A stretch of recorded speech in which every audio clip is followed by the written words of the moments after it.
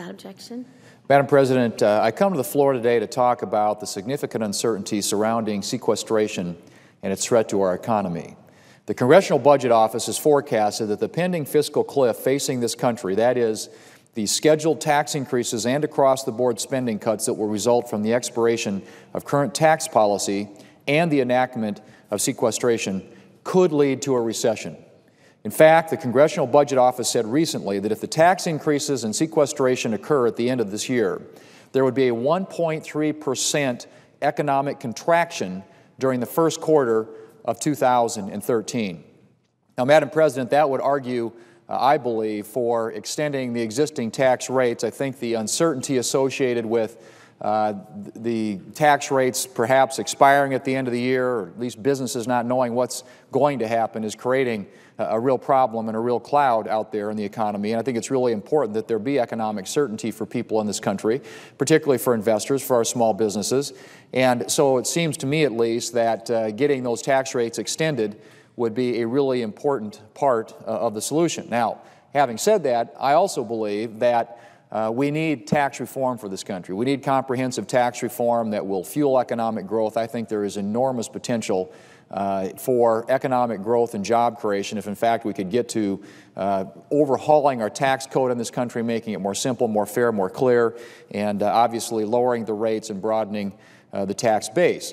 But until that happens, we need certainty, which means we need to get the tax rates, the existing tax rates, extended. I hope we can do that sooner rather than later, because I think the longer we wait, the greater we put at risk our economy and what could happen if we don't act. And so that's one component of the fiscal cliff.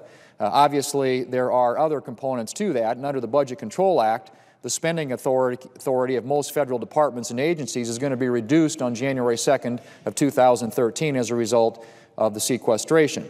Now, the triggered reduction in spending is $1.2 trillion after accounting for 18% debt service savings. The required reductions amount to $984 billion to be distributed evenly over 9 years. In other words, $109.3 billion per year. So if you look at it year by year, that's $54.7 billion in reductions that will be necessary in both the defense and non-defense categories of the budget starting on January 2nd of 2013. Now, it's expected that those cuts will range between 7 and 9%, but we believe that the administration needs a plan for implementing sequestration after a number of conflicting statements about how and if it will be carried out. As one example of the conflicting statements coming out of the Obama administration, Defense Secretary Leon Panetta sent a letter to Senator McCain last November saying that the sequestration would not impact war funding. In April, the OMB controller testified before the House Budget Committee that the issue of whether war funding would be reduced by the sequester was still being evaluated. And just last week, another official from the Office of Management and Budget said that war funding would, in fact, be impacted by the sequester. It's been almost a full year since the Budget Control Act was passed, and Congress needs a precise understanding from this administration as to the full effects of sequestration on all programs and accounts across the federal government, including national security funding. Now, that's why I've introduced a bill, along with Budget Committee Ranking Member Jeff Sessions, that would require the administration to bring some much-needed transparency to the scheduled across-the-board spending cuts. Our legislation, Senate Bill 3228, the Sequestration Transparency Act, would require the administration to submit to Congress a detailed preview of the sequestration required by the Budget Control Act. Specifically, this bill would require the President to submit a report to Congress by July 9th, next month, of 2012 that includes an estimate of the sequestration percentages and amounts necessary to achieve the required reduction for each spending category on an account level.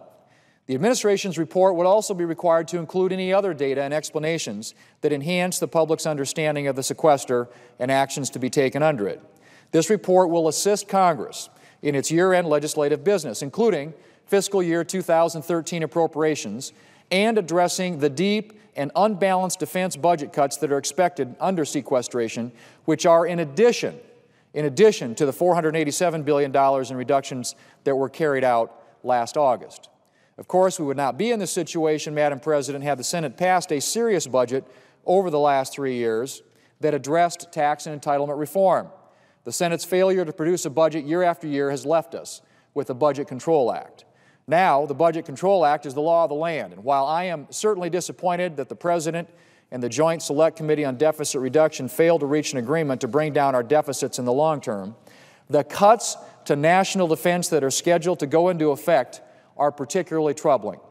The President's own Defense Secretary warned that the sequester, and I quote, would hollow out the force and inflict serious damage to our national defense, end quote. That's from the President's own Defense Secretary. Yet after repeated requests from both the House and the Senate, the administration has refused to provide even the most basic details about the cuts required by the sequester. There's a great deal of uncertainty regarding sequestration and the tax increases that would occur first of next year. At a time when our economy continues to grow at a very sluggish pace, unemployment remains above 8%, the last thing we need coming out of Washington, Madam President, is more uncertainty. Job creators are concerned about the pending fiscal cliff, and if Congress does not act before the election to deal with these issues, the economy will suffer from this uncertainty in the coming months. The legislation I've introduced, along with Senator Sessions, requires the administration to share with Congress and with the American people their plan for exactly how the sequestration will be carried out. This is straightforward legislation, it's about transparency, and it's something that I hope my colleagues on both sides of the aisle will work to ensure that these numbers, this sequestration plan is shared with the Congress and with the American people. Madam President, we have, as everybody knows, a big pileup occurring at the end of the year with sequestration, with the tax rate increases that will occur on marginal income tax rates, capital gains rates, dividend rates, the death tax. All these things pile up, a debt limit increase. All these things happen in a time that will create incredible amounts of uncertainty in our economy. The best thing that we can do for the American people, for our job creators, for investors, for our small businesses, is to provide as much certainty as is possible going into the end of this year. And it seems to me, at least, that that starts with ensuring that we have a plan coming out of the administration that specifically clarifies how this sequestration would be implemented so that Congress can react accordingly, hopefully before the end of the year and hopefully sometime in the next few months, perhaps as a part of our appropriations process this year. And with regard to the tax increases, I would make the same argument. It's the same argument, actually, that former President Bill Clinton has been making, and that is that we need to extend these tax rates, that we create too much economic uncertainty out there by having this cloud out there on the horizon, and that is a real warning sign, I think, to us. And it's a reminder that we get on a regular basis, frankly, for the most part on a daily basis, when we talk to small businesses in our home states about the importance of addressing the tax, the regulatory, the spending, and debt issues before the end of the year when this big pileup would occur.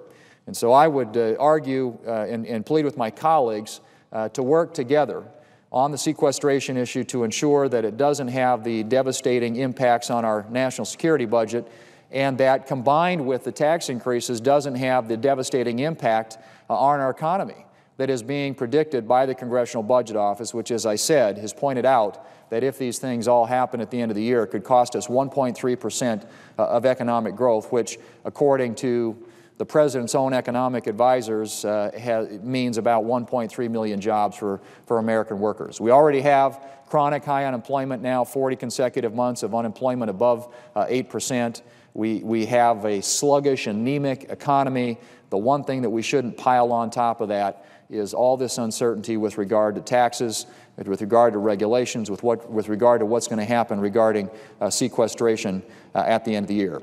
So again, Madam President, this bill simply does not address in substance how we would change that, but it merely requests and requires the administration to provide to the Congress and to the American people a clear plan about how they intend to implement sequestration in hopes then that we might be able to make some necessary changes to ensure that the defense budget isn't gutted and that these adverse impacts on the economy are not felt by the American people and by our small businesses. I hope that my colleagues will support this legislation and that we can get a vote on it very soon, and that we can get the administration acting in a way that will inform not only us as members of Congress, but also the American public. Madam President, I yield the floor.